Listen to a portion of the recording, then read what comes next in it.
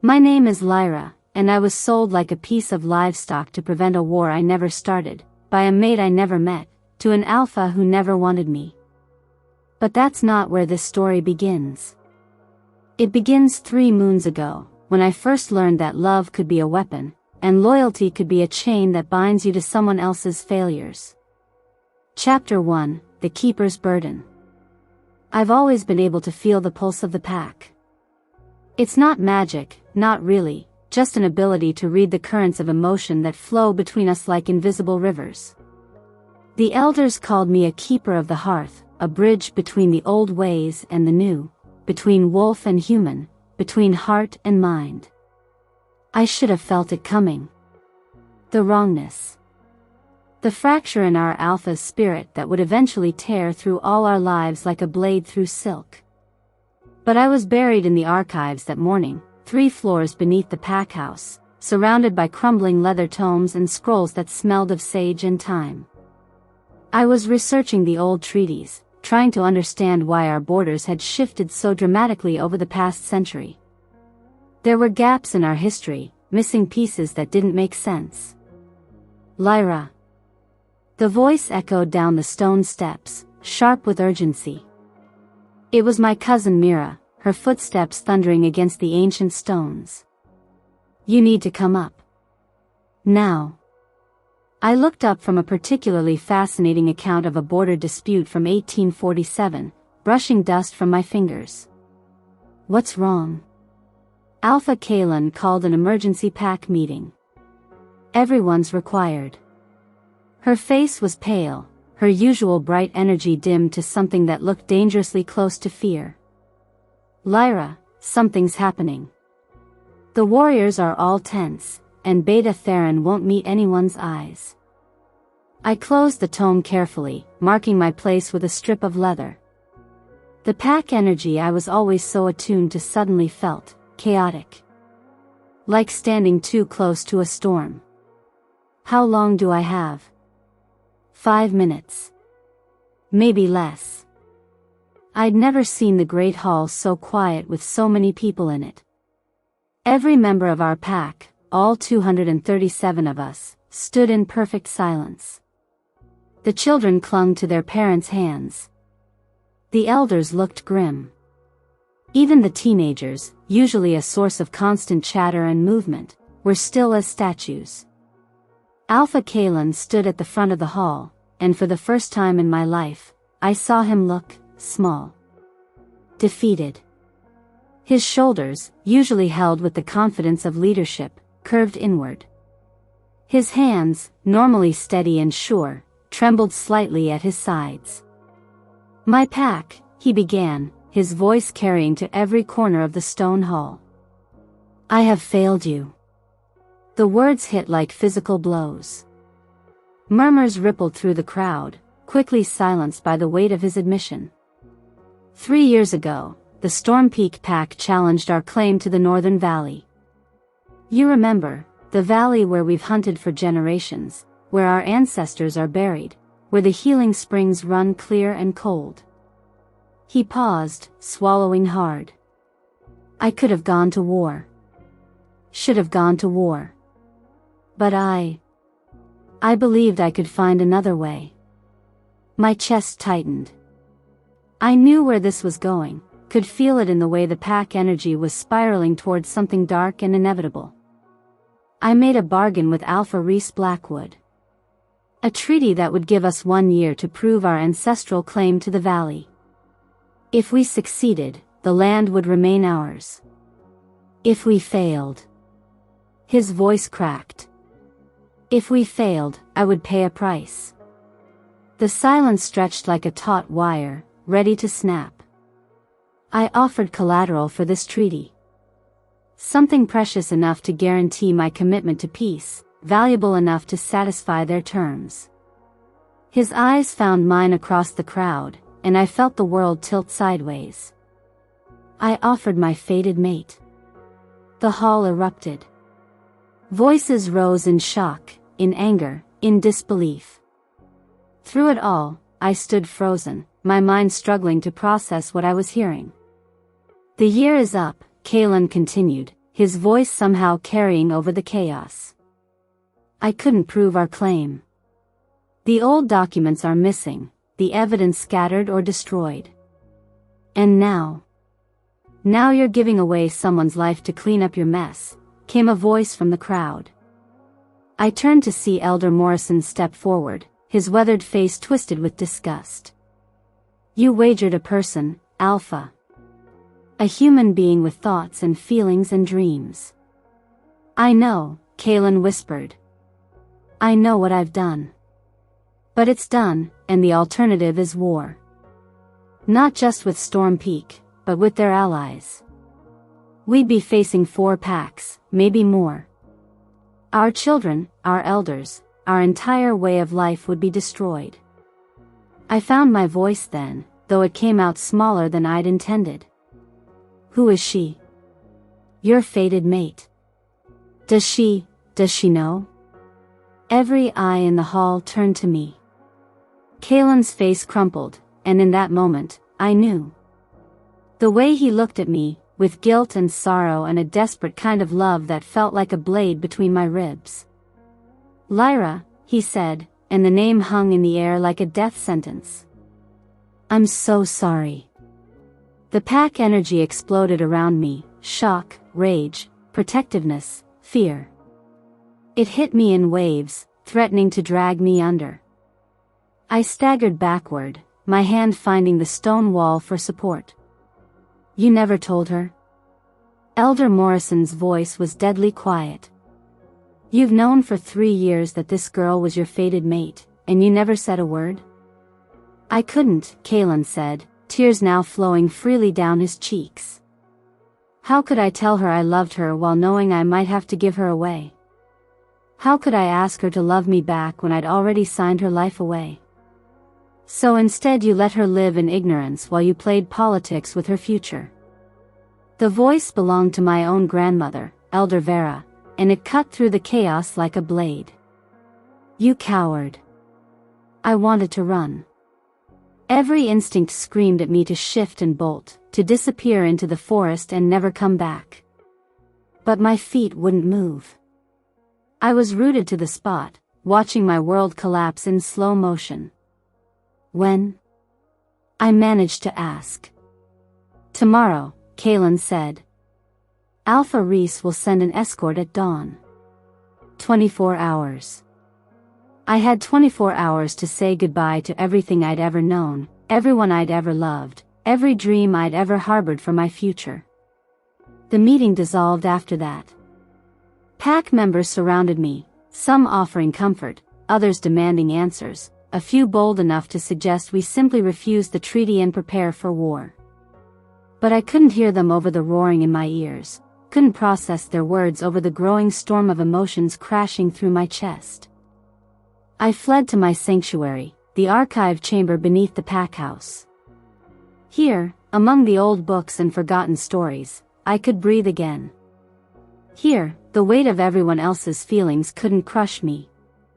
I pulled out the treaty research I'd been working on, spreading the documents across the large oak table. Maybe there was still something, some clause or loophole or piece of evidence that could change everything. But as I read, my heart sank further.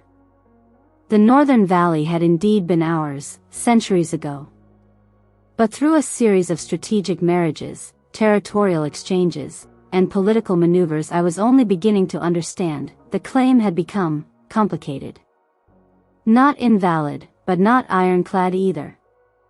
Kaelin had gambled everything on a maybe. And now I was paying the price. Lyra? I looked up to find him standing at the foot of the stairs, looking older than I'd ever seen him.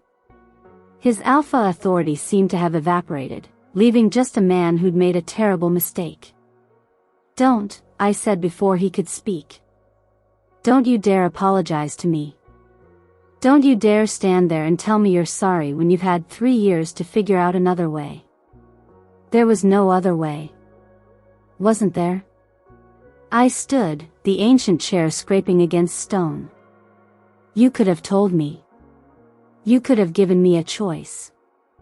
You could have let me help you find the evidence instead of keeping me in the dark like some kind of asset to be managed.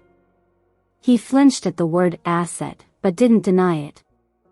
You could have gone to war, I continued, my voice rising with each word. You could have died honorably fighting for what's ours instead of trading me away like a broodmare to avoid conflict. They would have killed you first, he said quietly. In a war, they would have targeted you specifically. As my mate, you would have been their primary objective. At least that would have been honest violence. At least that would have been a choice.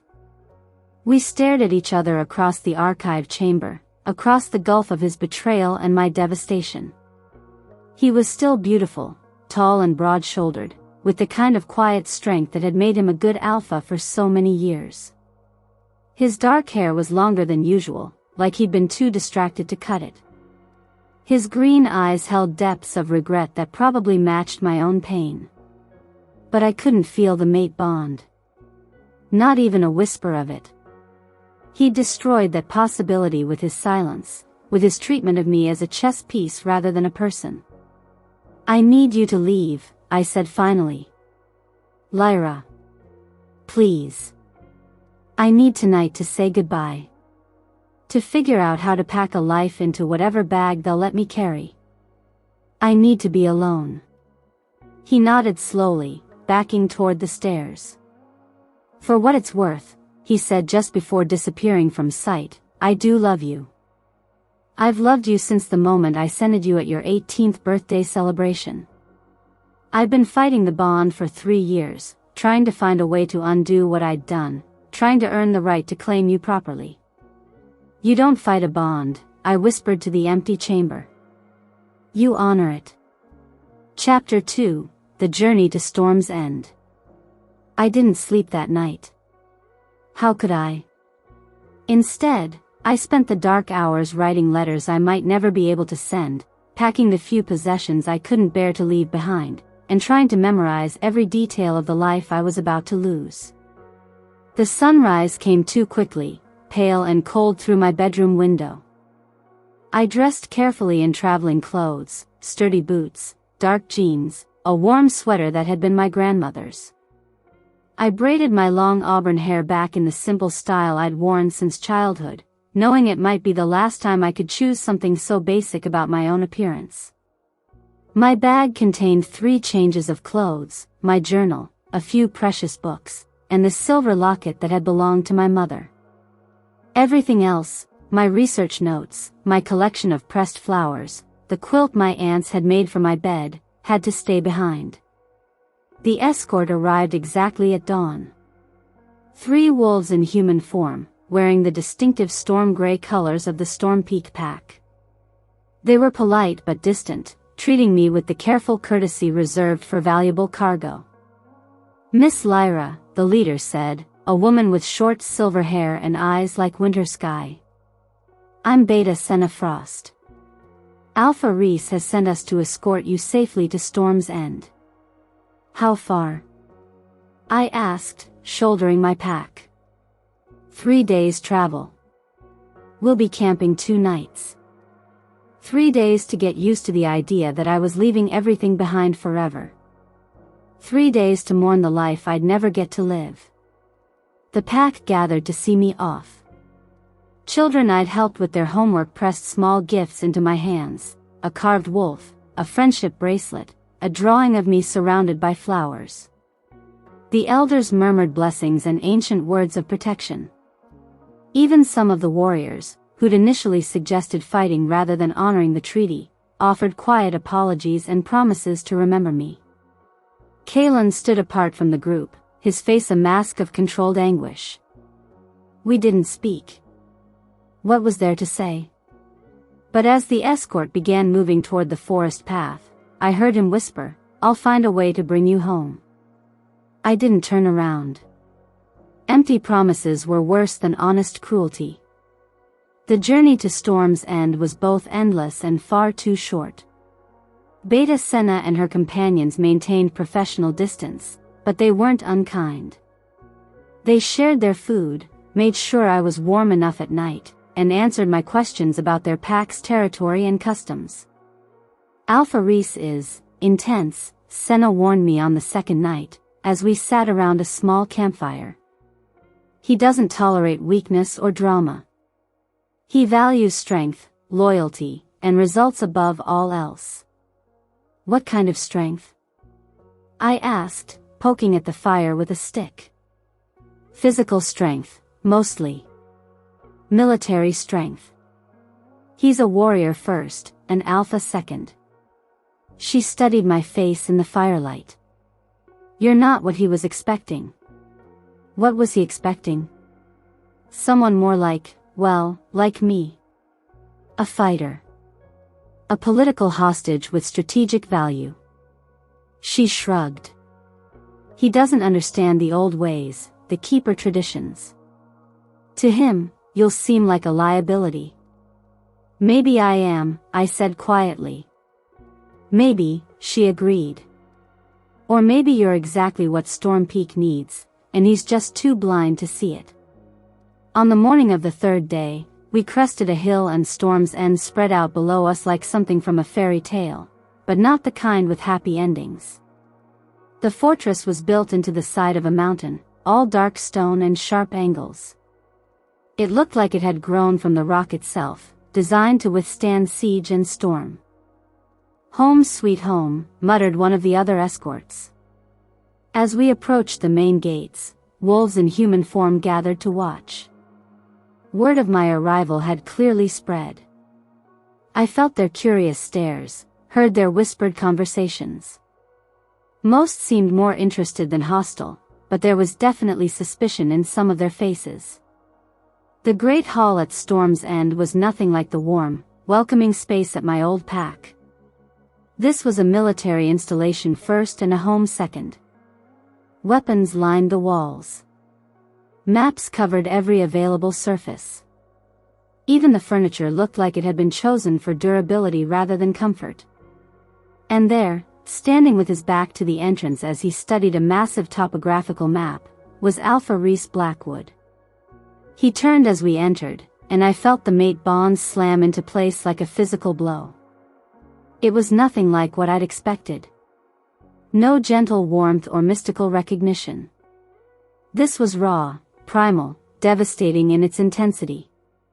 Every cell in my body suddenly oriented toward this stranger, this enemy who owned me now, this man whose pack had spent years trying to steal my home.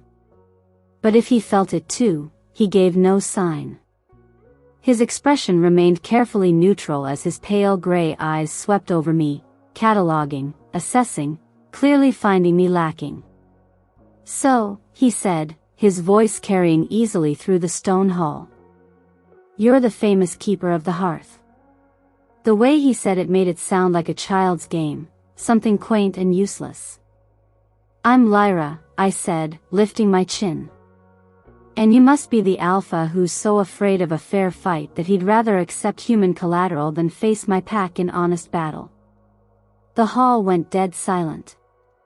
I heard Beta Senna suck in a sharp breath behind me. Someone near the back wall actually gasped. But Alpha Rhys just smiled, a cold, sharp expression that didn't reach his eyes. Honest battle, he repeated thoughtfully. Is that what you call 3 years of guerrilla attacks on our supply lines? Poisoned water sources? Traps set along our hunting paths? I stared at him, confusion replacing anger. What are you talking about? We never. Of course you didn't know, he interrupted. Sweet little keeper, buried in her books while her alpha played dirty tricks and called it honorable warfare.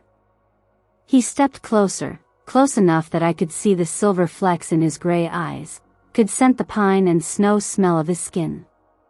Your precious Kaelin has been fighting a shadow war for 3 years, hoping to weaken us enough to make his territorial claims stick. That's impossible, I said, but even as the words left my mouth, doubt crept in. The gaps in our historical records. Kaelin's increasing secrecy. The way some of our scouts had been coming back injured from routine patrols. Is it? Rhys asked softly. Ask yourself, little keeper, if your Alpha was so confident in his rightful claim to the Northern Valley, why did he need a year to prove it? Why couldn't he simply present his evidence and be done with it? Because there was no evidence. At least, none that I could find.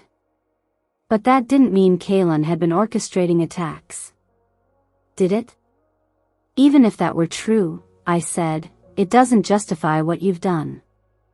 I'm not responsible for his choices. No, Rhys agreed. But you're the price he was willing to pay to avoid the consequences of those choices. That makes you valuable to me, whether you like it or not. He turned away then, dismissing me like I was a problem he'd already solved. Beta Senna will show you to your quarters. Dinner is at sundown. You'll sit at the head table, but you don't speak unless spoken to. I'm not your pet, I said to his back. He paused without turning around. No, he said quietly. You're my political prisoner. The distinction matters less than you might think. Chapter 3, Finding My Place.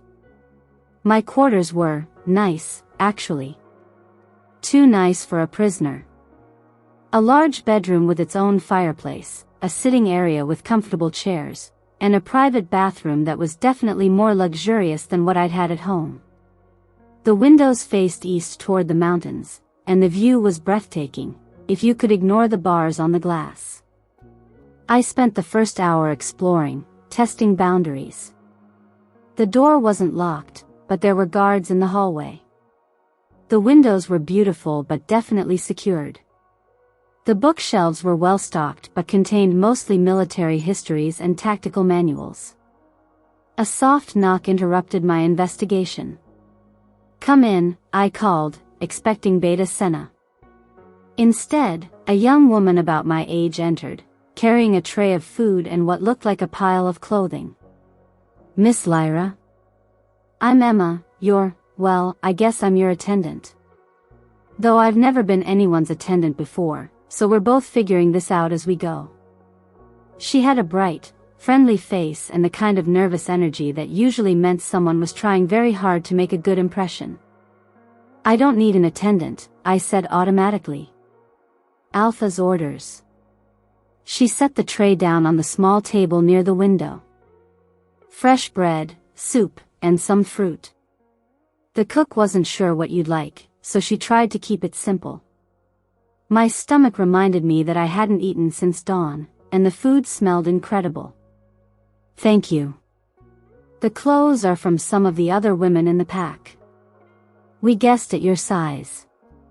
Emma gestured to the neat pile she'd placed on the bed.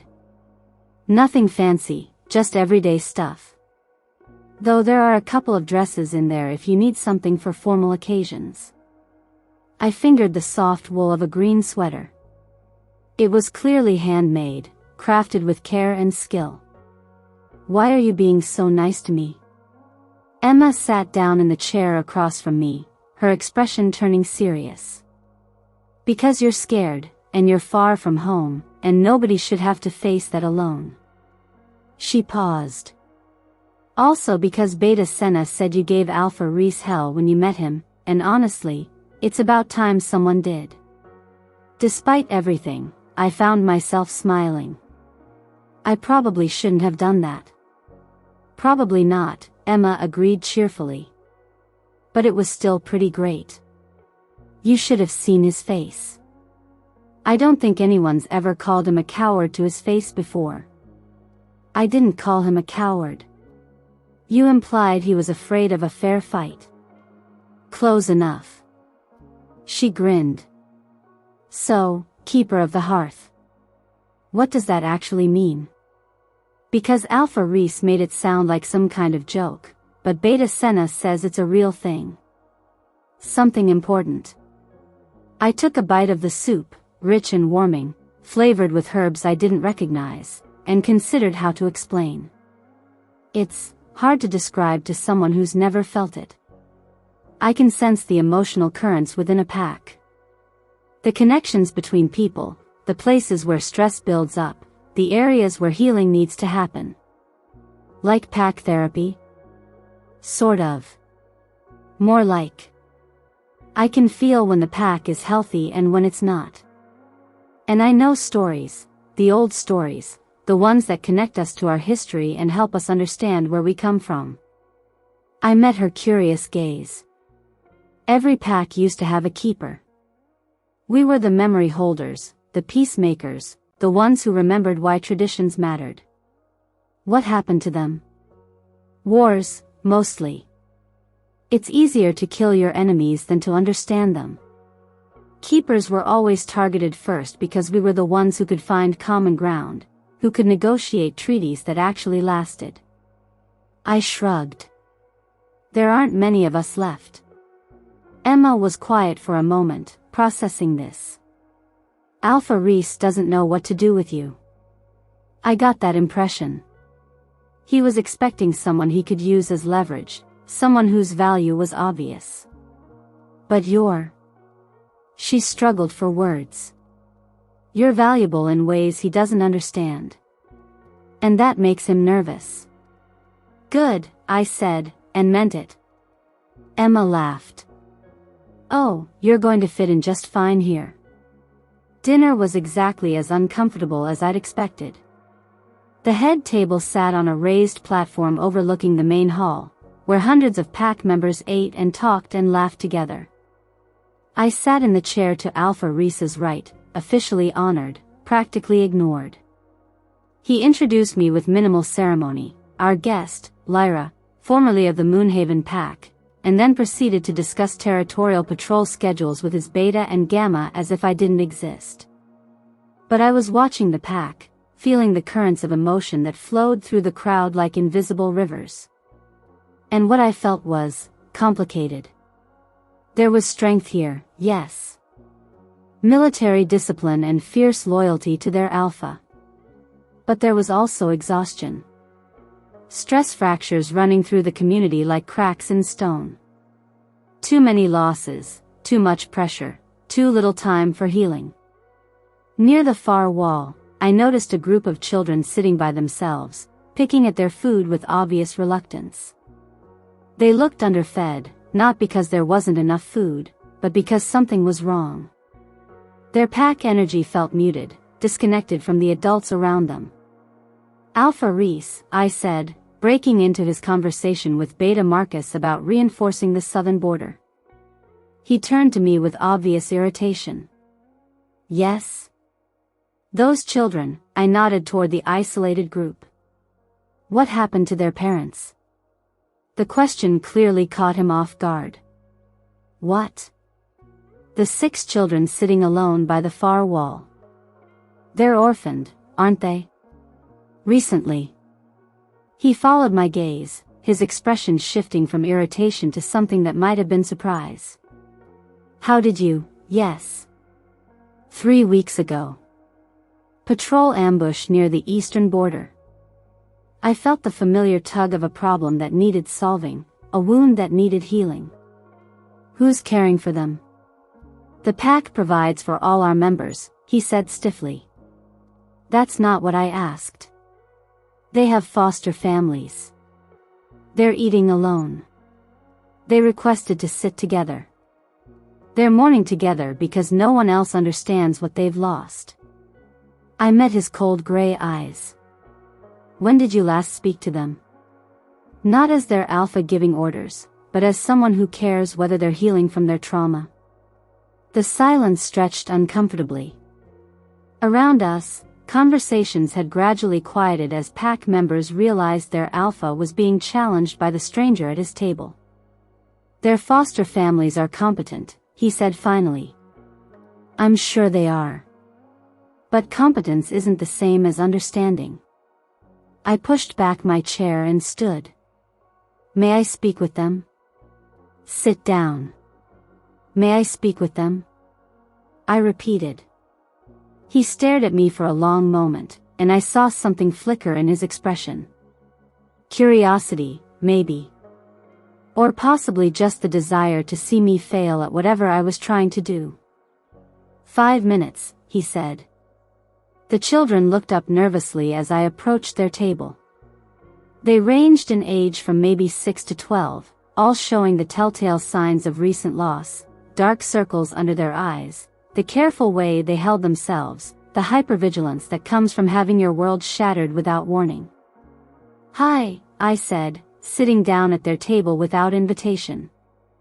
"I'm Lyra. I'm new here too." The oldest boy, maybe 13, actually, regarded me with suspicion. "You're the one they got from the other pack." "The prisoner." "That's right. What's your name?" "Toby." He gestured to the others.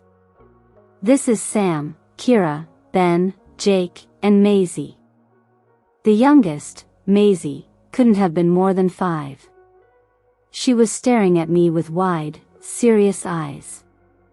"It's nice to meet you all." I looked around the table. "This is a good spot. You can see everything from here." "We like to keep watch," said Kira, a girl of maybe 8 with fierce brown eyes. "I bet you do." "I used to do that too, after my parents died." That got their attention. Even Toby's defensive posture softened slightly. "Your parents died too?" asked little Jake. "When I was 12. A hunting accident." I met each of their gazes in turn. It was the worst thing that had ever happened to me. For a long time, I thought it was my fault. "How could it be your fault if it was an accident?" Sam asked. "Because when someone you love dies, your heart looks for someone to blame. And sometimes the only person available is yourself." I paused. "Did your parents die protecting the pack?" Nods all around. "Then they died as heroes." That doesn't make it hurt less, and it doesn't make you miss them less, but it means their sacrifice mattered. I leaned forward slightly. "Can I tell you a secret? About being brave when everything feels scary?" More nods, even from Toby. "Being brave doesn't mean you're not afraid. It means you do what needs to be done even when you are afraid." You 6. Sitting here together, taking care of each other, getting up every morning even when it hurts. That's the bravest thing I've ever seen.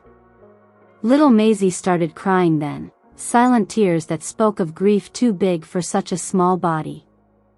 Before I could react, she climbed into my lap, burying her face against my shoulder. I held her while she sobbed, murmuring the same words my grandmother had whispered to me when I was grieving and lost. Around the table, the other children moved closer, drawn by the permission to feel their pain openly. When I looked up, I found Alpha Rhys standing a few feet away, his expression unreadable.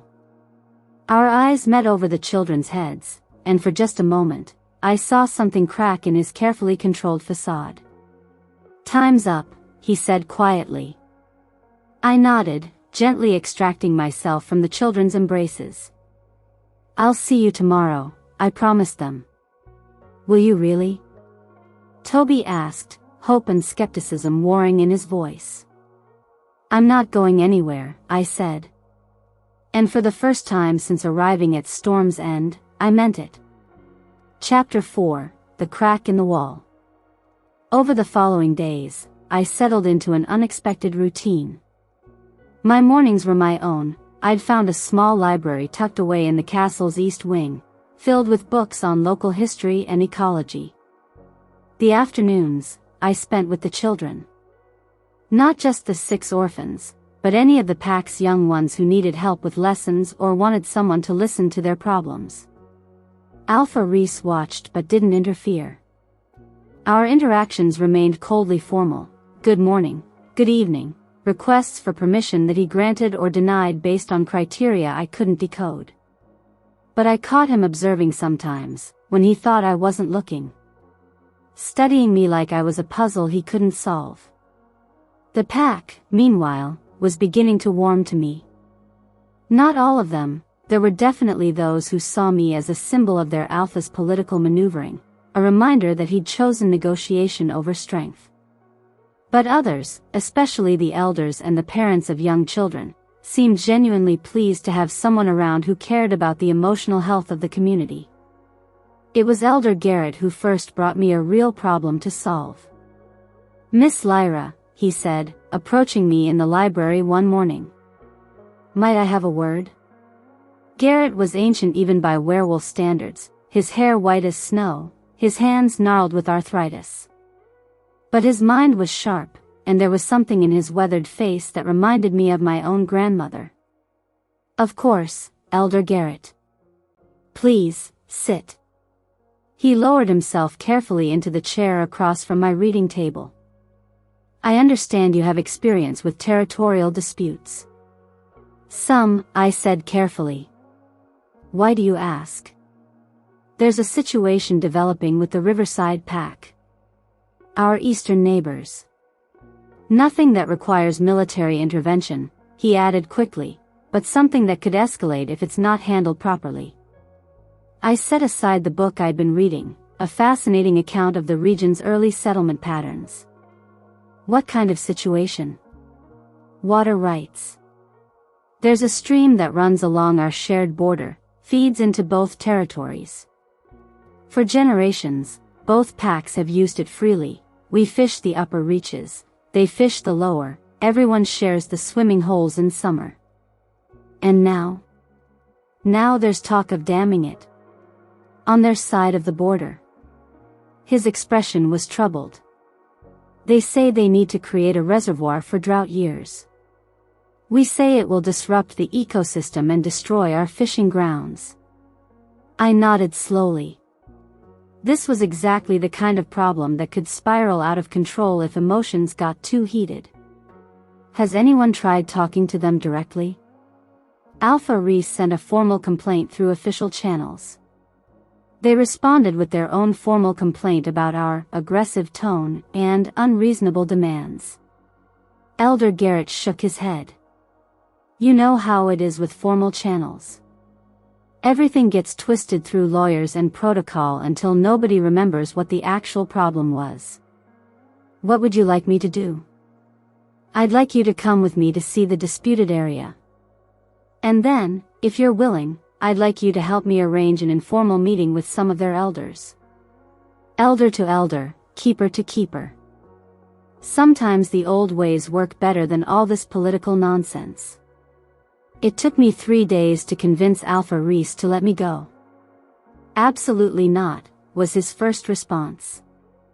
"You're not leaving Storm's End without an armed escort." "It's a peaceful fact-finding mission," I argued. "Elder Garrett knows their territory. There's no danger." "There's always danger when pack politics are involved. Which is exactly why this needs to be handled carefully, by someone who understands diplomacy." He looked up from the patrol schedules he'd been reviewing. "You think I don't understand diplomacy? I think you understand military strategy and political leverage. That's not the same thing." We were in his office, an austere room that reflected its owner's personality, functional furniture, maps covering every wall, weapons displayed like art pieces. The only personal touch was a single photograph on his desk, showing a woman with kind eyes and Rhys's distinctive silver blonde hair. "Who is she?" I asked, nodding toward the photo. His face shuddered immediately. "My mother. She's beautiful. You have her eyes. She's dead." The words were flat, final, designed to end the conversation. But I was a keeper, trained to read the currents beneath the surface.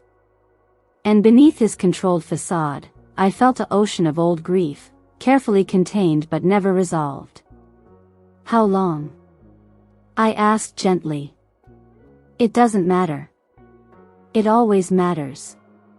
He stared at me for a long moment, and I saw the exact instant when he decided to trust me with this small piece of his past. 7 years. Border skirmish with a rogue pack. She was trying to negotiate a peaceful resolution. The pieces clicked into place. His distrust of diplomacy. His belief that strength was the only currency that mattered. His mother had died trying to make peace, so he'd built his life around the certainty that peace was an illusion. "I'm sorry," I said, and meant it.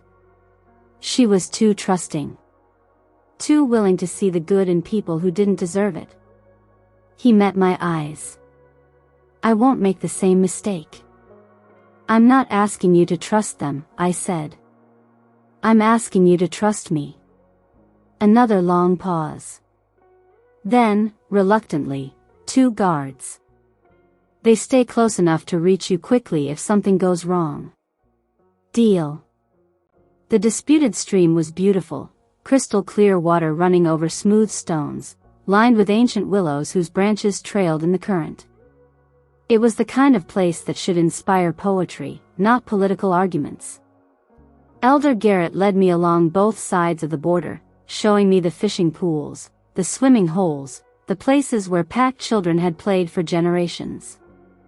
I could feel the history soaked into the very ground, decades of peaceful coexistence, of shared traditions, of neighbors who might compete but rarely fought. "The proposed dam site is just upstream," he said, pointing to a narrow section where the stream curved between 2 hills. "Perfect location from an engineering standpoint. It would create a substantial reservoir and wouldn't require displacing any of their permanent settlements. But it would change the water flow downstream." "Exactly. Less water in dry seasons, different seasonal patterns, probably changes to the fish spawning cycles." He sighed. "Both packs have legitimate concerns. They need water security. We need ecosystem stability. The problem is that nobody's talking about solutions, they're just defending positions." I knelt by the stream's edge, letting the cold water run through my fingers. What if there was a way to give them what they need without taking away what you need? Such as? I don't know yet. But there usually is, if you can get people talking instead of posturing. I stood, brushing water from my hands. "Can you arrange a meeting?" The meeting took place 3 days later in neutral territory, a small clearing exactly halfway between the 2 pack houses. I arrived with Elder Garrett and my 2 guards, who positioned themselves within sight but out of earshot. The Riverside pack sent 3 representatives, their eldest council member, their water management specialist, and, to my surprise, their own keeper. She was older than me, maybe 35, with the kind of calm presence that spoke of years spent mediating conflicts. Her name was Sarah, and the moment we shook hands, I felt the familiar recognition that passed between keepers, the sense of meeting someone who understood the world the same way you did. "I was wondering if there were any of us left," she said with a smile. "More than people think, fewer than there used to be," I replied. "I'm glad you're here. This is exactly the kind of problem that needs keeper wisdom."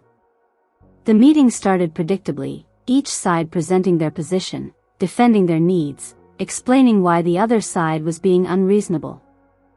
I let them talk for almost an hour, not to hear their arguments, but to feel the emotional undercurrents, to understand what they were really afraid of.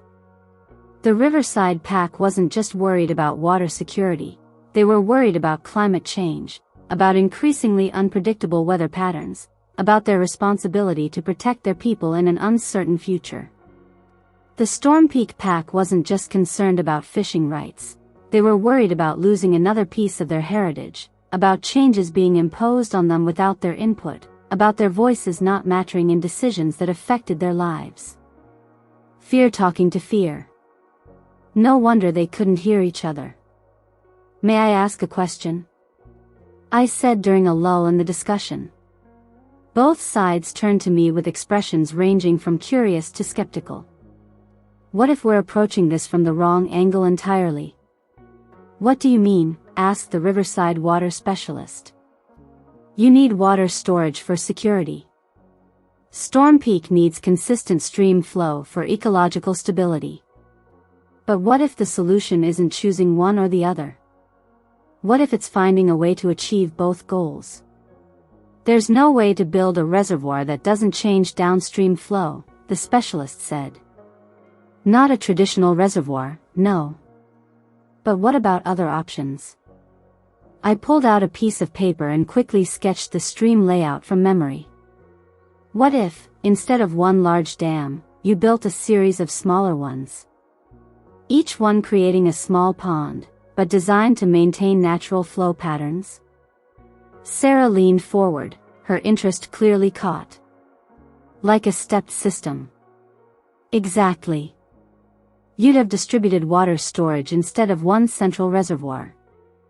It would be more expensive initially, but it would preserve the natural ecosystem while still providing drought protection. The engineering would be complex, the water specialist said, but I could hear the wheels turning in his voice. Complex but not impossible, Elder Garrett added thoughtfully. And it would preserve the traditional fishing and swimming areas. It would also provide better flood control, Sarah pointed out. Multiple smaller barriers instead of one large one that could fail catastrophically. The conversation that followed was the kind of collaborative problem-solving that made my heart sing. Engineers and ecologists, traditionalists and innovators, all working together to find a solution that served everyone's needs. By the time the sun set, we had the framework for an agreement that neither side had imagined when the day began. The Riverside Pack would get their water security through a distributed storage system. The Storm Peak Pack would maintain their traditional use areas and see improved flood protection. Both packs would share the costs and benefits of the new infrastructure. This is why keepers matter, Sarah said to me as we prepared to part ways. You see possibilities instead of problems. We all do, when we're not too busy being afraid of each other. The ride back to Storm's End was quiet, but it was a comfortable quiet. Elder Garrett dozed in his saddle, exhausted by the day's negotiations but clearly pleased with the outcome. My guards, initially skeptical of the whole enterprise, seemed impressed by what they'd witnessed. I found myself thinking about Alpha Rhys, about his mother's photograph, about the grief he carried like armor. He'd built his leadership style around the belief that strength was the only protection against loss. But what I'd learned today was that sometimes the strongest thing you could do was admit you needed help. The castle was buzzing with activity when we arrived. Warriors moving with purpose, servants scurrying between rooms carrying supplies, an energy in the air that spoke of preparation for something significant. What's happening? I asked Beta Senna, who met us at the main entrance. Emergency council meeting, she said grimly.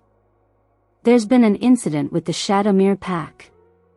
3 of our scouts were found dead on their territory this morning. My blood ran cold.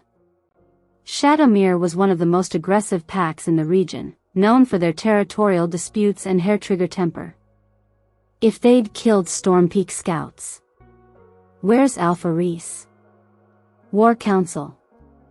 And before you ask, no, you can't sit in. This is pack business. I wanted to argue, but the look on her face stopped me. This wasn't the time to push boundaries. I'll be in my quarters if anyone needs me, I said instead.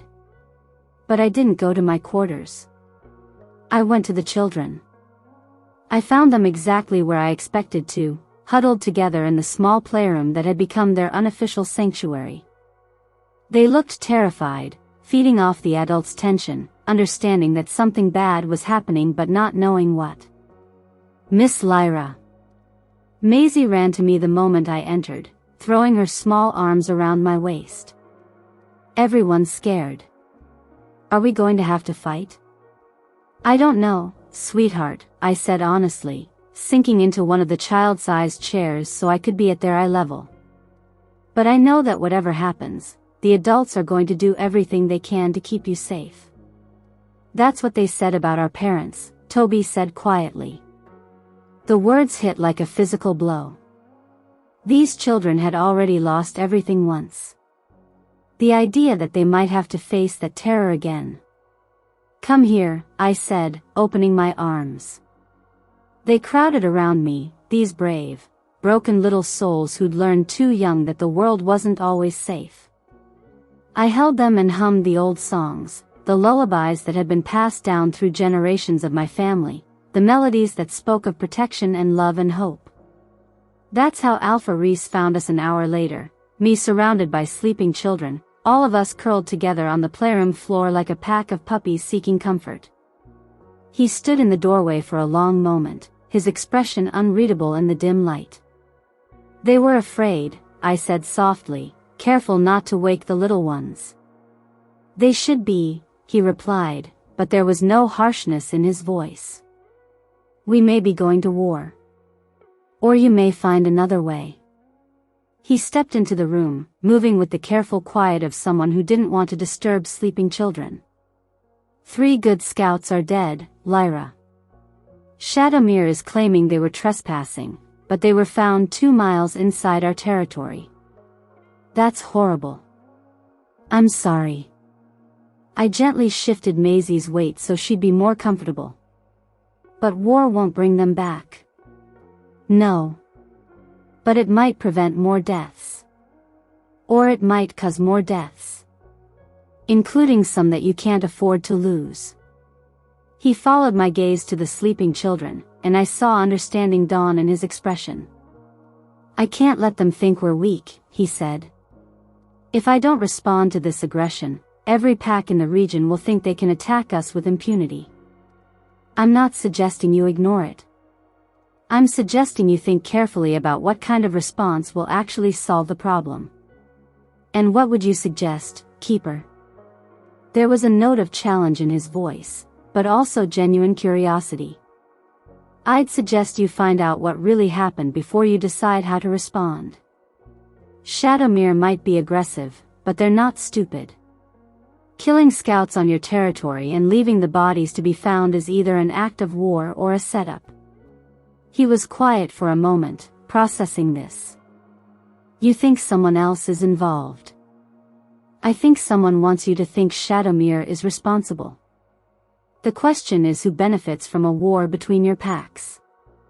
Several possibilities, he admitted. The Blackwood Coalition has been pushing for territorial consolidation. If Shadowmere and Storm Peak destroy each other, they can move in and claim both territories. I nodded. It's an old strategy. Let your enemies fight each other while you gather strength. Even if you're right, I can't ignore the deaths of my people. I'm not asking you to ignore them. I'm asking you to honor them by making sure their deaths serve justice, not politics. He crouched down beside me, close enough that I could feel the warmth radiating from his body, could scent the pine and snow smell that was uniquely his. This close, the mate bond hummed between us like a live wire, impossible to ignore. The Council expects a military response, he said quietly. The Council expects you to lead them. That doesn't always mean giving them what they expect. You want me to negotiate. Like my mother did. I want you to investigate first, then choose the response that serves your pack's long-term interests. If that means negotiation, negotiate. If that means war, fight. But make the choice based on facts, not fear. He reached out and gently brushed a strand of hair from little Jake's forehead, his touch surprisingly gentle for hands that were clearly used to violence. If I'm wrong, he said, if I choose negotiation and more of my people die, then you'll face that consequence and find another way forward. But if you're right, if you uncover the real truth behind this attack, then you save lives on both sides and expose whoever is trying to manipulate you both. You have a lot of faith in peaceful solutions for someone who was sold to prevent a war. The words stung, but I could hear the pain beneath them. His own conflict between the pragmatic leader he'd trained himself to be and the part of him that still hoped for better options. I have faith in good information and careful thinking, I said. Peace isn't always possible.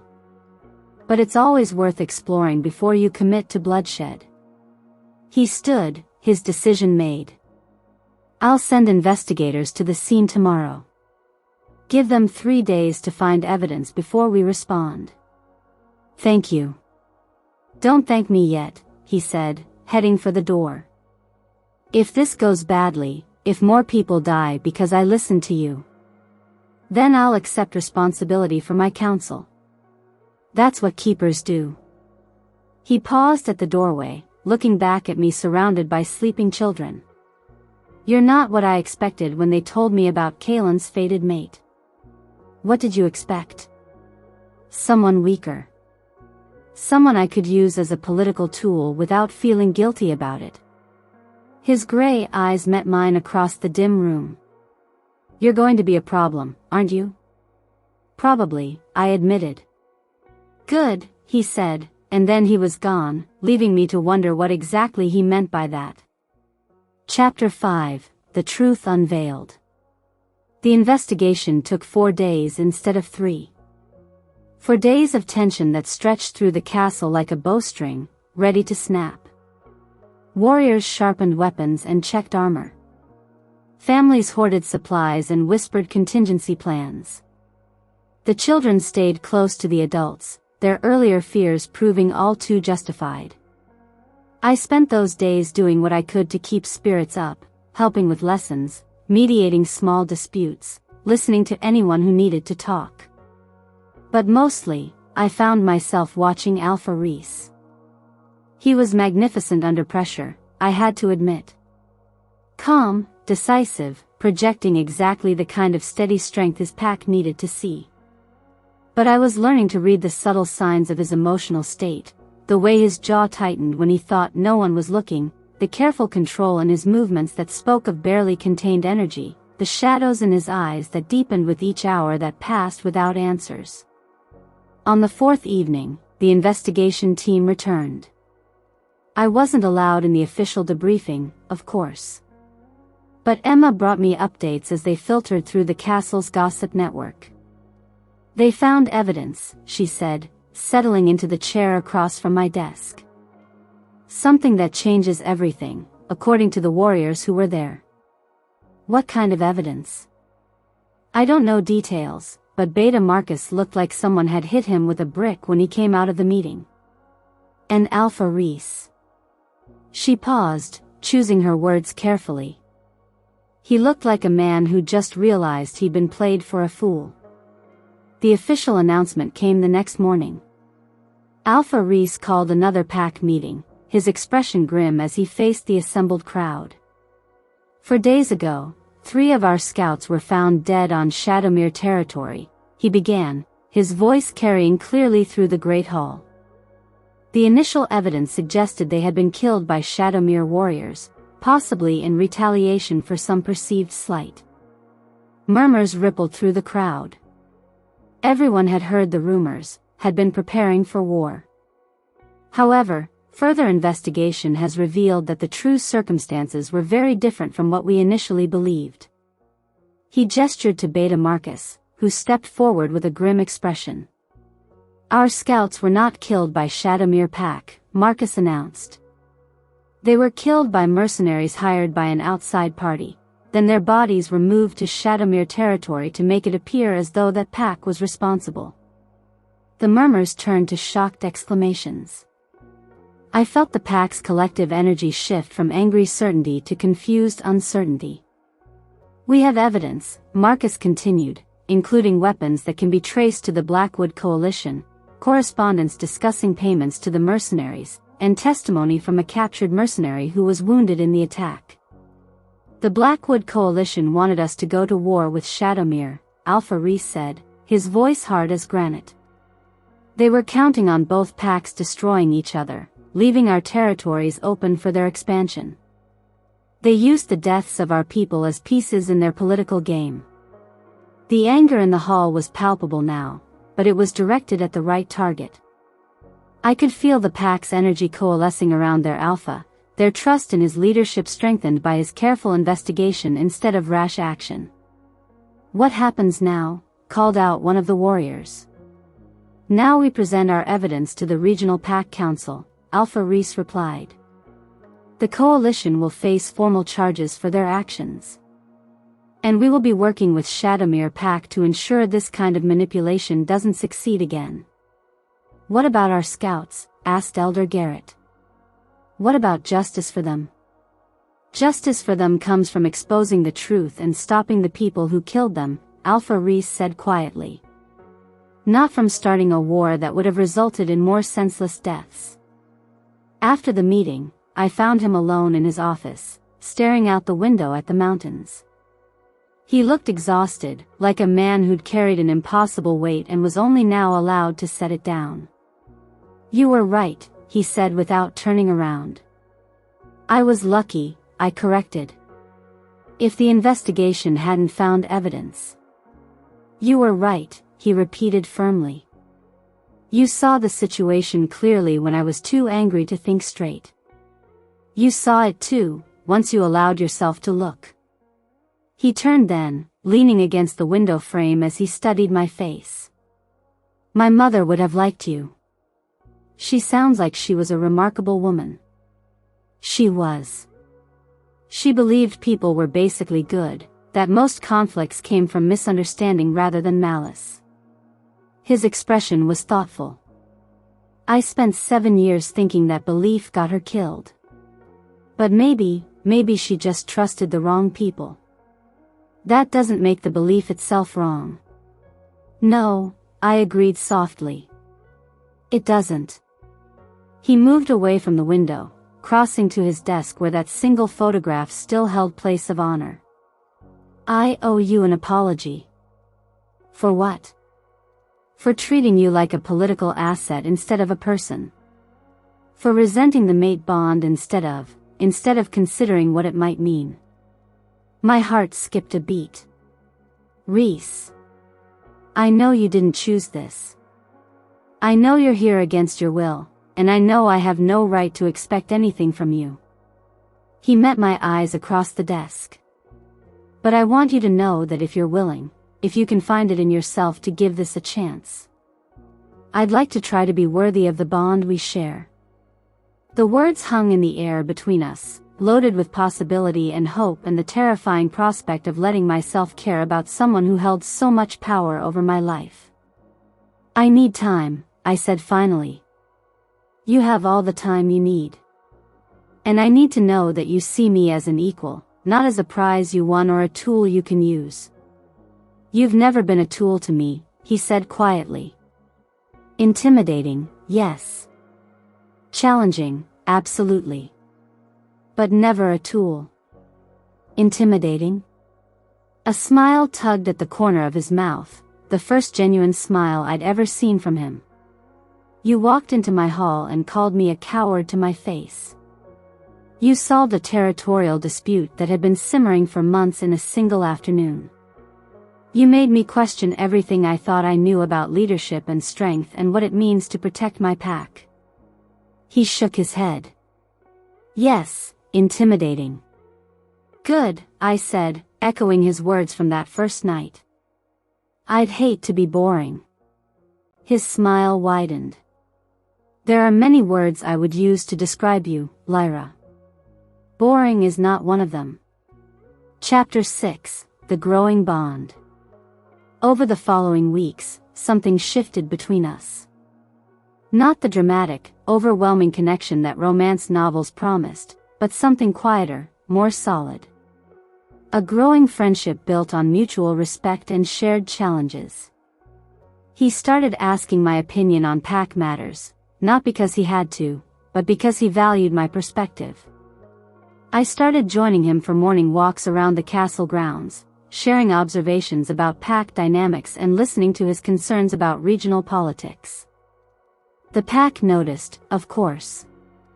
How could they not? Their alpha was smiling more, laughing occasionally, showing a side of himself that many had never seen. And their guest was clearly settling in as more than just a temporary resident. It's good to see him happy, Emma confided one afternoon as we watched him play with some of the pack children in the courtyard below my window. I was starting to worry he'd forgotten how. He wasn't unhappy before, I said, though I knew what she meant. Wasn't he? He was responsible, dutiful, strong, everything a good alpha should be. But happy? She shook her head. He carried the weight of everyone's safety on his shoulders and never let himself think about what he wanted for himself. And now? Now he has someone who shares that weight with him. Someone who cares about the pack's well-being as much as he does. She glanced at me sideways. You do realize half the pack is already planning your mating ceremony, right? I felt heat rise in my cheeks. We haven't, we're not. You're bonded mates who are clearly falling in love. Trust me, everyone can see it. Her expression turned serious. The question is, what are you going to do about Kaylin? The question I'd been avoiding for weeks. Technically, I was still Kaylin's mate, unclaimed, but bonded by fate if not by choice.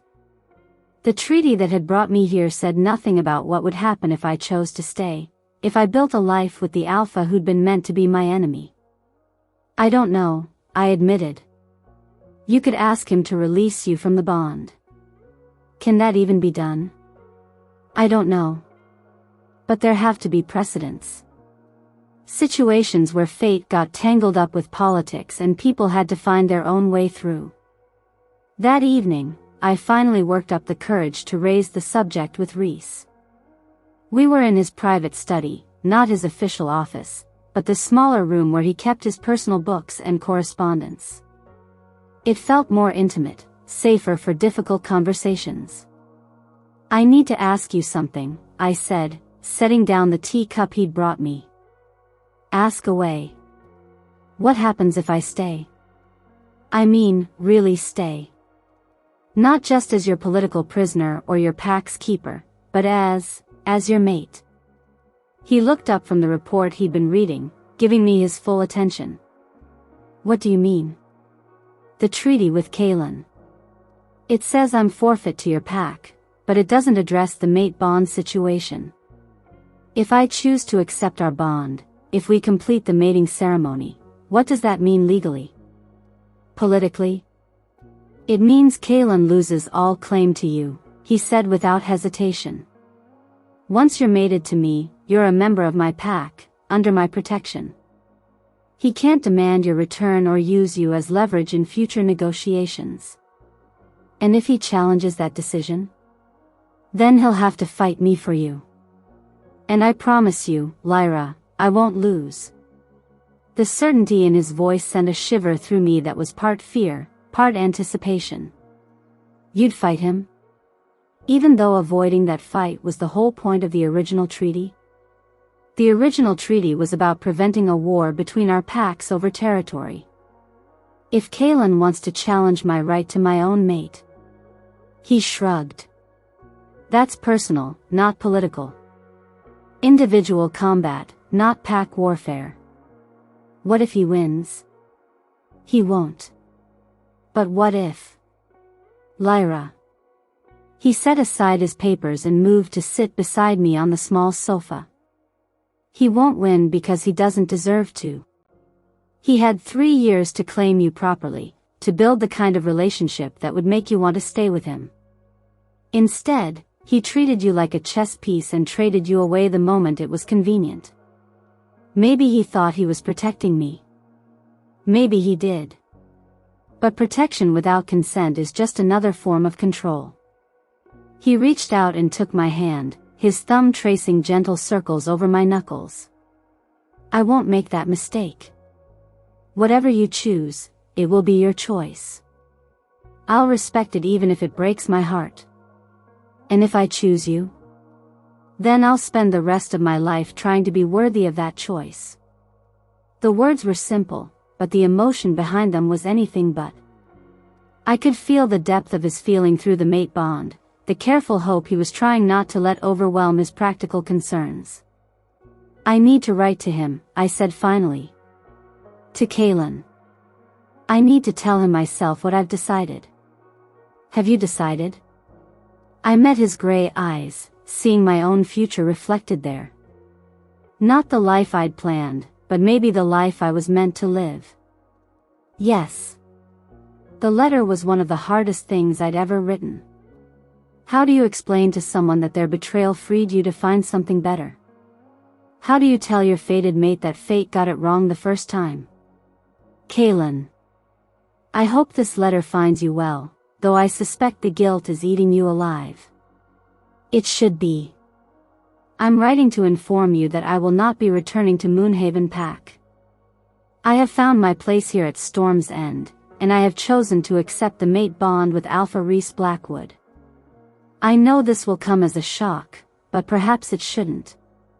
You made your choice 3 years ago when you decided to treat me as a political asset rather than a person. You made it again when you chose to honor a treaty over honoring our bond.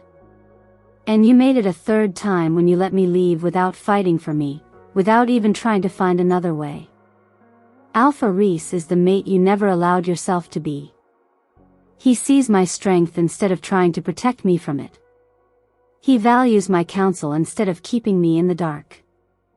He chose to fight for me even when it would have been easier to use me as leverage against my former pack.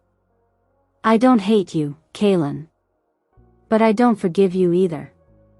What you did was wrong, and the fact that it worked out for me in the end doesn't make it less wrong. I'm releasing you from the mate bond, as I hope you will release me. We both deserve better than a connection built on betrayal and manipulation. Don't come for me. Don't try to rescue me from the life I've chosen. And don't ever again treat someone's heart like a bargaining chip in your political games. May you find the wisdom to be the alpha your pack deserves. Lyra. P.S. The evidence you need to prove your claim to the Northern Valley is in the archive chamber, filed under Territorial Agreements 1847 to 1852. You're welcome. I sealed the letter and gave it to one of Rhys's most trusted messengers. Then I waited for the response that I knew would come. It arrived 2 weeks later, along with an official delegation from Moonhaven Pack. Not Kaylin himself, he was too proud for that, and probably too ashamed. But Beta Theron and Elder Morrison, along with a formal honor guard that was either meant to escort me home or witness my final decision. The meeting took place in Storm's End's Great Hall, with both packs' leadership present. I sat at Rhys's right hand, wearing the deep green dress that the pack's women had made for me, my hair braided with the silver ribbons that marked me as a keeper. Beta Theron spoke for his alpha, his words carefully chosen and diplomatically neutral. Alpha Kaylin acknowledges receipt of Lyra's letter, he began. He wishes it to be known that while he respects her choice, he feels compelled to offer her the opportunity to return home if she is being held against her will. She's not, Alpha Rhys said simply. We would like to hear that from Lyra herself, Elder Morrison interjected, his eyes finding mine across the formal distance. I stood, feeling the weight of both packs' attention, the importance of this moment that would define the rest of my life. Elder Morrison, Beta Theron, honored guests of Moonhaven Pack, I began, my voice carrying clearly through the stone hall. I appreciate your concern for my well-being, and I want to assure you that I am here by my own choice. You were brought here as collateral for a treaty, Theron pointed out. Hardly the foundation for a free choice. You're right. The circumstances that brought me here were wrong, and I will never pretend otherwise. I glanced at Rhys, drawing strength from his steady presence. But the life I've built here, the bonds I've formed, the love I've found, those are my choices. And if Alpha Kaylin formally requests your return? If he's prepared to renegotiate the territorial treaty to secure your freedom? Then he's still thinking of me as a political asset instead of a person. I shook my head. I am not a prize to be traded or won. I am not collateral for anyone's political bargains. I am a woman who has chosen her mate and her pack, and I expect that choice to be respected. Elder Morrison stepped forward, his weathered face creased with something that might have been approval. And if we respect that choice? What happens to the Northern Valley dispute? I smiled, pulling out a leather folder I'd prepared for exactly this question. As it happens, I've been researching that very issue. The original land grants are complex, but there's a solution that serves both packs' interests without requiring anyone to give up their ancestral claims. I spent the next hour presenting my research, maps, documents, legal precedents, and a proposed agreement that would establish joint stewardship of the disputed valley.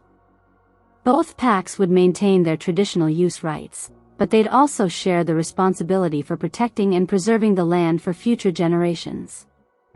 A keeper's solution, Elder Morrison murmured when I finished. Turn a source of conflict into a foundation for cooperation. It's what the land needs, I said. And it's what both our packs deserve, a future built on partnership instead of resentment. The negotiations continued for 3 days, but the outcome was never really in doubt. The joint stewardship agreement was more advantageous for both sides than continued conflict, and my research had provided the legal framework to make it work. On the final day, as the Moonhaven delegation prepared to leave, Elder Morrison approached me privately. "He does love you, you know," he said quietly. "Kaylin. He's been miserable since you left." "I know," I replied. "But love without respect, without trust, without the willingness to fight for what matters, that's not enough." "No," he agreed. "It's not." He studied my face for a moment. "You found something better here." "I have." "Then I'm happy for you, child. And I'm sorry for what you had to go through to find it." That evening, after the delegation had departed, Rhys found me in the gardens behind the castle. I was sitting on a stone bench, watching the sun set over the mountains, thinking about the strange path that had led me to this moment. "Any regrets?" he asked, settling beside me. "About which part?" "Any of it." "All of it." I considered the question seriously, thinking about the life I'd left behind, the pain I'd endured, the uncertain future that stretched ahead. "No," I said finally. "No regrets." "Even about Kaylin?" "Even about Kaylin. If he hadn't made the choices he made, I never would have found you. I never would have discovered what it feels like to be truly seen and valued by the person who's supposed to be my other half." He took my hand, interlacing our fingers. "So what happens now?" "Now we build something together. A life, a partnership, a future that honors both our packs." I turned to face him fully. "Now you ask me properly." "Ask you what?" I gave him a look that was equal parts exasperation and affection. "Don't play dumb, Alpha. It's not a good look on you." He laughed, a sound of pure joy that I felt echo through the mate bond. Then he stood and, to my complete surprise, dropped to one knee beside the bench. "Lyra, keeper of the Hearth, bridge between worlds, woman who sees solutions where others see only problems," he began, his voice warm with love and laughter. "Will you do me the honor of becoming my mate? Will you help me lead this pack, not as a political alliance, but as true partners? Will you let me spend the rest of my life trying to deserve the incredible gift of your love?" "Yes," I said, tears streaming down my face. "Yes to all of it." Chapter 7, The Mating Ceremony. The ceremony took place 3 weeks later, on the full moon that marked the autumn equinox. It was a blend of traditions, some from my old pack, some from my new one, and some that we created together to honor the unique circumstances that had brought us to this moment.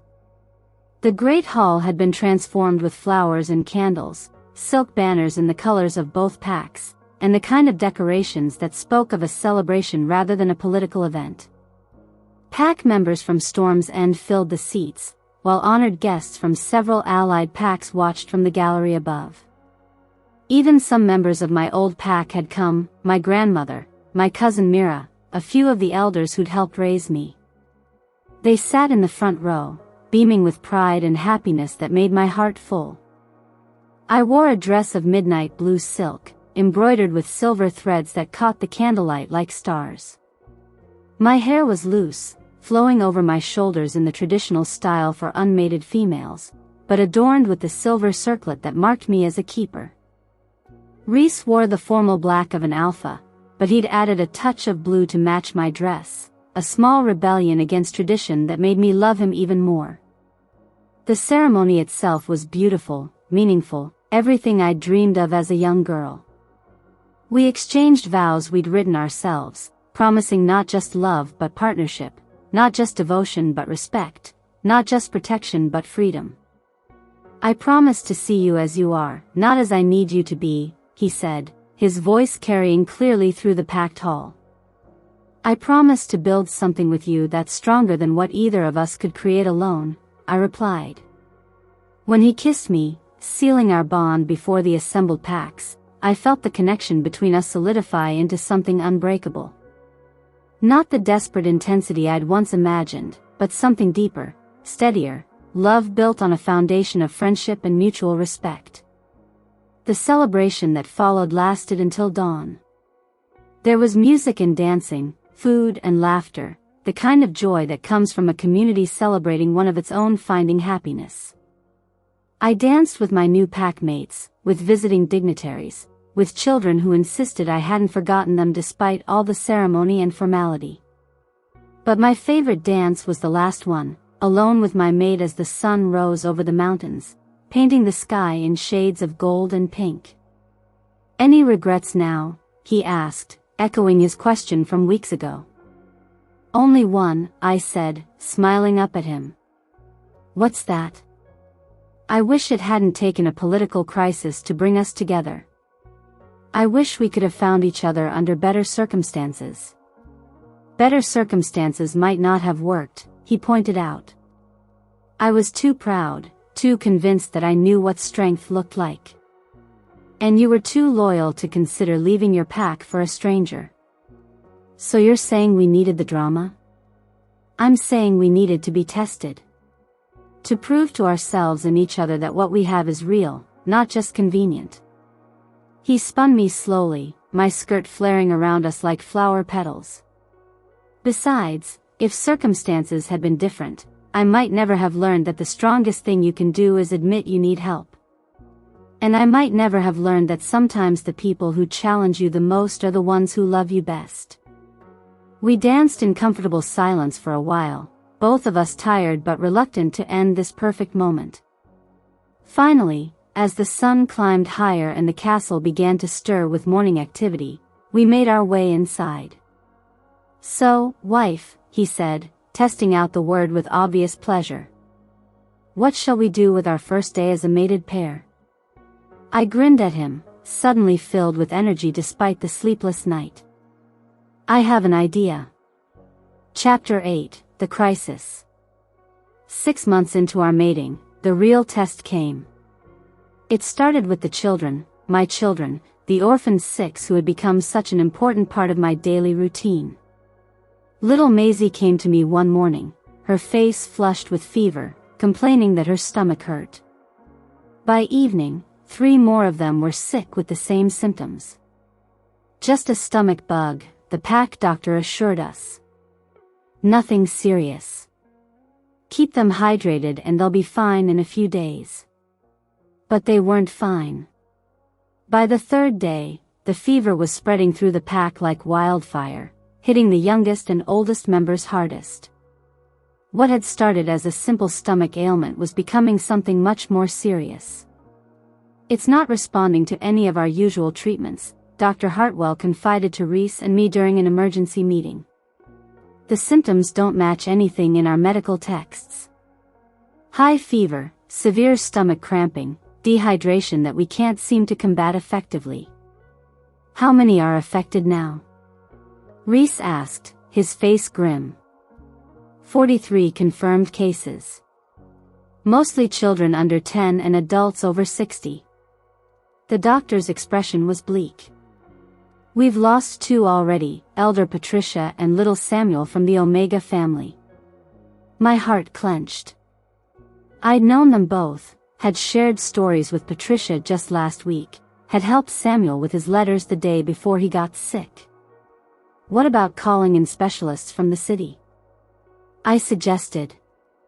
Human doctors who might have seen something similar. Already tried, Dr. Hartwell said. They're baffled too. Whatever this is, it's not following normal disease patterns. That night, I couldn't sleep. I paced our bedroom while Rhys worked at his desk, both of us wrestling with the helplessness of watching our people suffer without being able to help them. There has to be something, I muttered, running my hands through my hair in frustration. Some piece of information we're missing, some connection we haven't made. The regional health authorities are sending a team tomorrow, Rhys said, looking up from the reports he'd been reviewing. Maybe fresh eyes will see something we've missed. But I had a nagging feeling that the answer wouldn't come from modern medicine. Call it keeper instinct or desperate hope, but something was pulling me toward the old knowledge, the traditional remedies that had sustained our people for generations before doctors and hospitals. I need to go to the archives, I said suddenly. Lyra, it's 3 a.m. I know. But I keep thinking about the pattern of symptoms, the way it's affecting certain age groups more than others.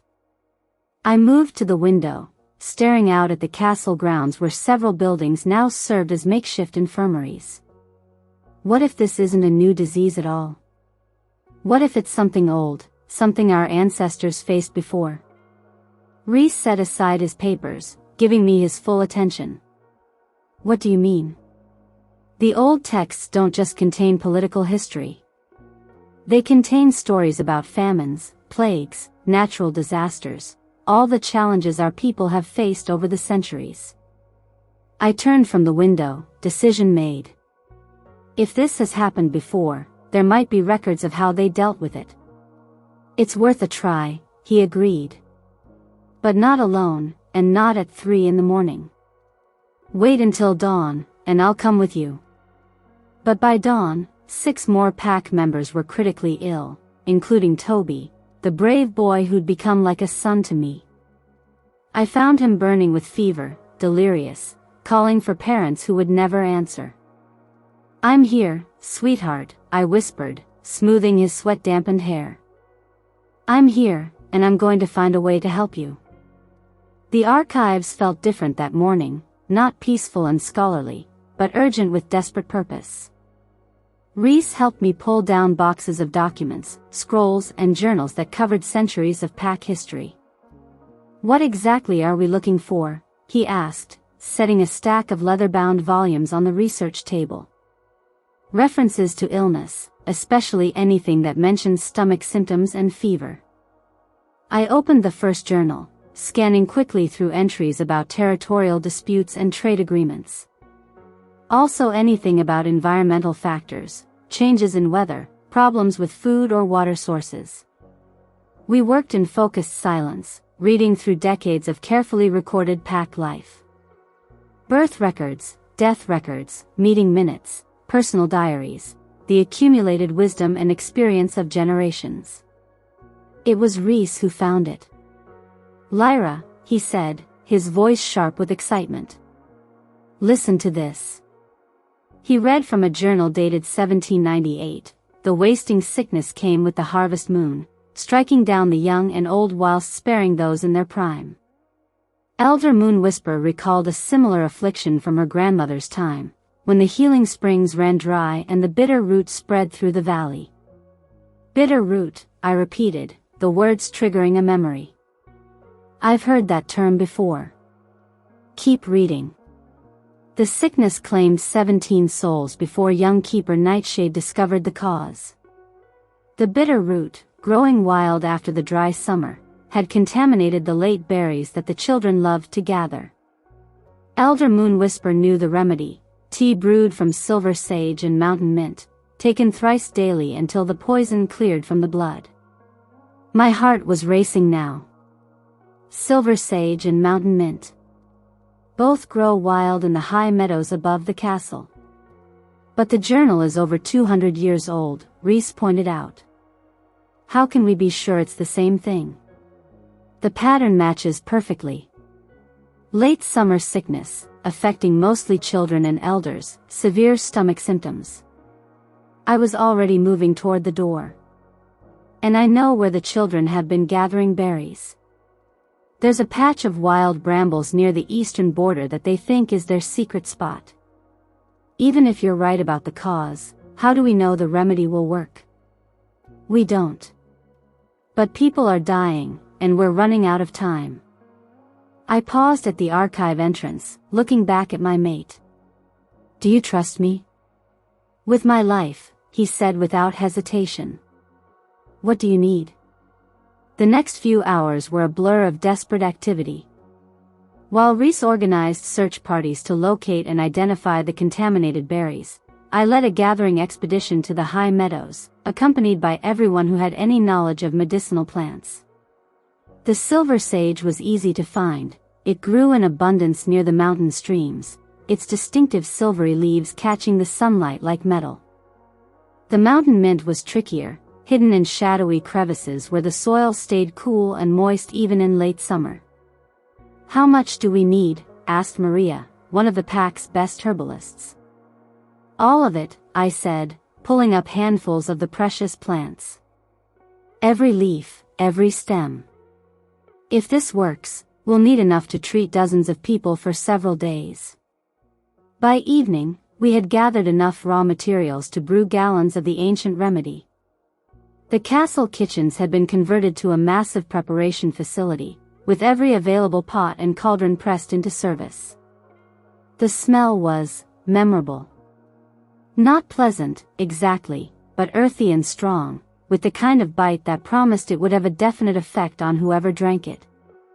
It smells like punishment, Emma observed, wrinkling her nose as she stirred one of the massive pots. Most effective medicines do, I replied, testing the strength of the brew. The question is whether it's punishment for us or for whatever's making our people sick. Dr. Hartwell was skeptical, as I'd expected him to be. You want me to give an untested herbal remedy to critically ill patients based on a 200-year-old journal entry? I want you to give a traditional remedy with documented effectiveness to dying patients when modern medicine has nothing else to offer, I corrected. The risk of doing nothing is higher than the risk of trying something that might work. And if it makes them worse? Then we'll know quickly, and we'll stop. I met his concerned gaze. Dr. Hartwell, I've watched these children suffer for days while your treatments did nothing to help them. I'm not asking you to abandon your medical training. I'm asking you to consider that sometimes the old ways work when the new ones don't. In the end, it was Rhys who made the decision. We'll start with the volunteers, he announced. Anyone who wants to try the traditional treatment can choose to do so. Anyone who prefers to continue with standard medical care can do that instead. Almost every patient chose to try the tea. The first day was terrifying. The remedy had to be consumed every 4 hours, and it was clear that it tasted as bad as it smelled. Several patients vomited almost immediately, their already weakened systems rejecting the bitter medicine. But by the second day, something was changing. The fever began to break in the youngest patients. The eldest showed signs of improved hydration. And little Maisie, who had been unconscious for 2 days, opened her eyes and asked for water. It's working, Dr. Hartwell said, his voice filled with wonder and professional curiosity. I don't understand how, but it's definitely working. Sometimes you don't need to understand how something works, I replied, checking on Toby, who was sitting up in bed for the first time in a week. Sometimes you just need to trust that it does. By the end of the week, every patient was on the road to recovery. The mysterious illness that had threatened to devastate our pack was gone as suddenly as it had appeared, defeated by knowledge that was older than any of us, preserved in dusty archives by keepers who understood that wisdom was too precious to let die. 17 people, Rhys said that evening as we walked through the castle grounds, checking on our recovering packmates. 17 people saved by a remedy that was almost lost to history. 18, I corrected. Elder Patricia died, but her great-grandson Marcus was on the list of critical patients. He's going home tomorrow. 18, then. He stopped walking and turned to face me, his expression serious. Do you understand what this means? That traditional knowledge has value alongside modern medicine. That you saved our pack, Lyra. You saw connections that nobody else saw, found answers where nobody else thought to look, and trusted your instincts when everyone else was ready to give up. He took my hands in his. You're not just a keeper of old stories. You're a keeper of life itself. The words touched me deeply, but what touched me more was the way the pack looked at me now. Not as their alpha's mate or their political prisoner, but as someone who belonged, someone whose unique gifts had proven their worth when it mattered most. I couldn't have done it without you, I said. Without your support, your willingness to trust me even when the plans sounded crazy. That's what partners do, he replied simply. We trust each other, especially when trust is hardest. That night, as we finally collapsed into bed after the longest week of our lives, I reflected on how much my life had changed since that morning when I learned I was being traded away like livestock. I'd lost the life I'd planned, but I'd gained something infinitely more valuable, a true partnership with someone who saw my strengths instead of my limitations, a pack that valued my contributions, and the knowledge that I could face any challenge as long as I had people who believed in me. Thank you, I whispered into the darkness. For what? Rhys asked, his arm tightening around me. For seeing me. For fighting for me. For giving me the chance to become who I was meant to be. Thank you, he replied, pressing a kiss to the top of my head, for saving us all. Epilogue, a year later. The Northern Valley had never looked more beautiful. The joint stewardship agreement between our packs had transformed the disputed territory into a model of cooperation and conservation. Children from both Moonhaven and Storm Peak played together in the meadows where their grandparents had once argued over boundary lines. I stood at the edge of the Healing Springs, watching Rhys demonstrate fishing techniques to a group of youngsters that included both our adopted children and several from my birth pack. The sound of their laughter echoed off the valley walls, a sound I'd never thought I'd hear in this place that had caused so much conflict. The council meeting went well, I take it? Asked a familiar voice behind me.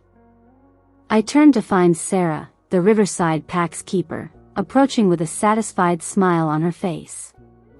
She'd become both a close friend and a valuable ally in the year since our water rights negotiation.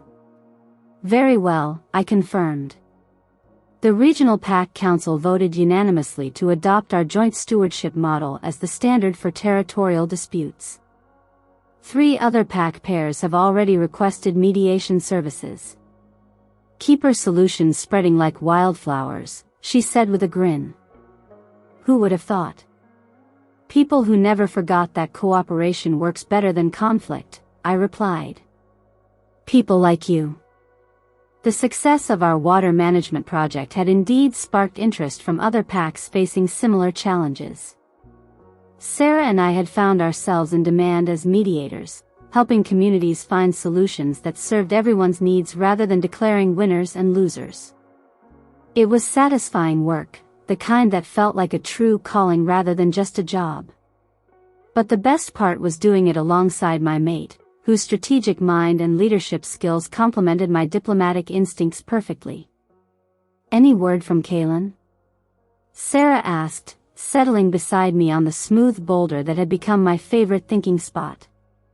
Actually, yes. I pulled out a letter that had arrived just that morning. He's found his true mate, a warrior from the coastal packs. They're expecting their first child. How do you feel about that? I considered the question, examining my heart for any lingering pain or regret. Happy for him, I said, and meant it. He deserves to find real love, not just the mate bond. And she deserves someone who'll fight for her instead of trading her away when politics get complicated. And you? Any thoughts of children with your alpha? I smiled, one hand moving instinctively to rest on my still flat stomach. Actually, Lyra. Her eyes went wide with excitement. Are you? 8 weeks, I confirmed. We're waiting until the second trimester to tell the pack officially, but yes. Oh, this is wonderful news. Sarah hugged me enthusiastically. Does Rhys know?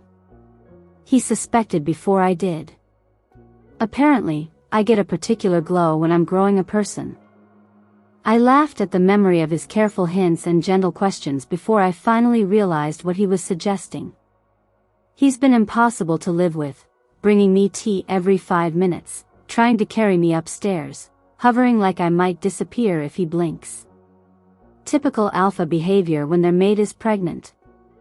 They all turn into overprotective mother hens. We sat in comfortable silence for a while, watching the children play while our mates supervised from a safe distance. It was peaceful, this life I'd built from the ashes of political betrayal. Not perfect, no life ever was, but real, and chosen, and earned through struggle.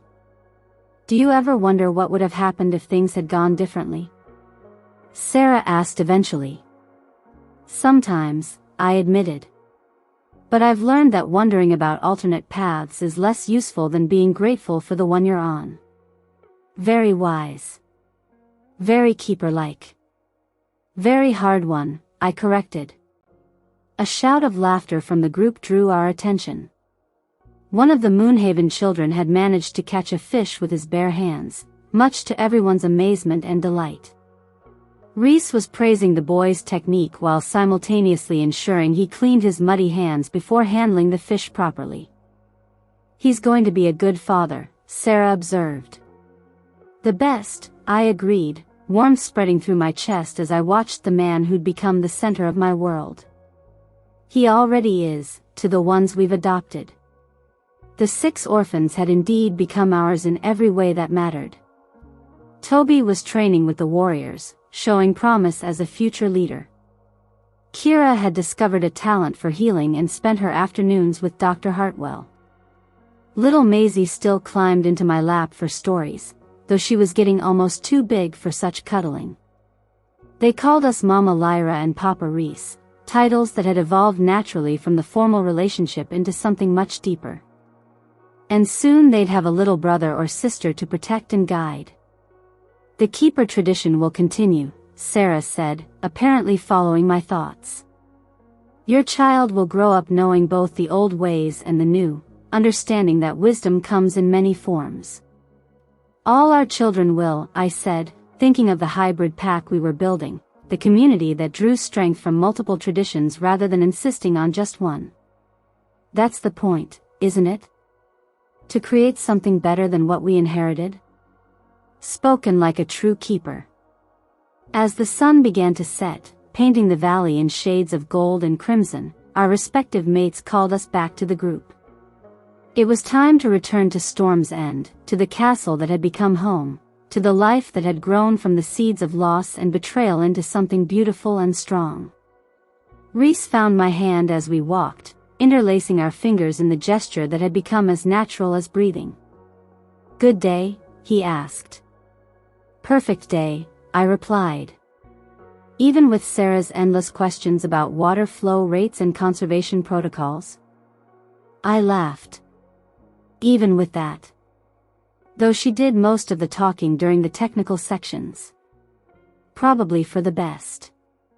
You've been looking tired lately. I gave him a pointed look. I wonder why that might be. He had the grace to look sheepish. I'm trying not to hover. You're failing spectacularly. I know. I can't help it. You're carrying our child, and every instinct I have is screaming at me to wrap you in cotton wool and never let anything dangerous within 50 miles of you. Including fish? Fish can be surprisingly aggressive when cornered. Rhys. Yes? I love you. But if you try to ban me from eating fish because they might fight back, I'm going to have to hurt you. Noted. He squeezed my hand gently. I'll try to be less ridiculous about the protective instincts. just remember that the woman you fell in love with is the same woman who's carrying your child. I haven't suddenly become fragile just because I'm pregnant. I know. It's just..." He paused, searching for words. "I've lost so much in my life. My parents, friends, pack members who trusted me to keep them safe. The idea of losing you, or of something happening to our baby." I stopped walking and turned to face him fully, cupping his face in my free hand. "You're not going to lose us. We're not going anywhere.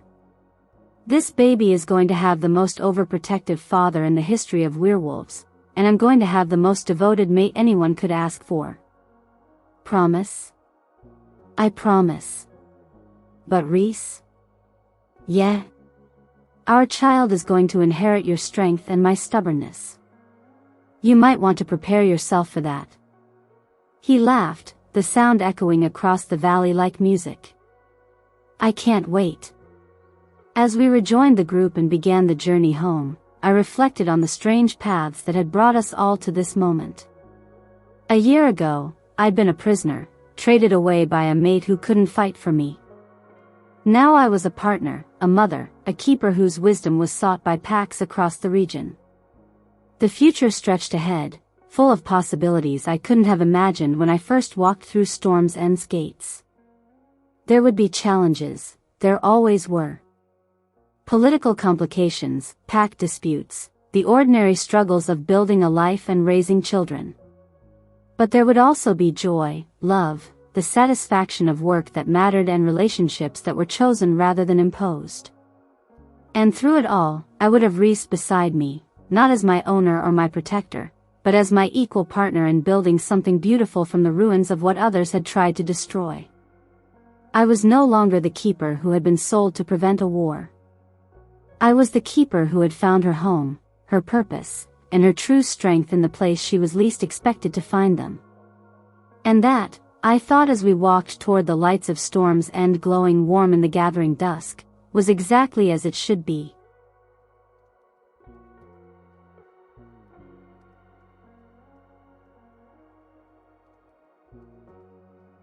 Thank you so much for listening. I really hope you enjoyed this story. Please drop your thoughts in the comment section below. I love hearing from you. If you enjoyed this, please hit that subscribe button and turn on the notification bell so you never miss any new content. And if you know someone who would love this story, please share it with them. Thanks again for listening, and I'll see you in the next one.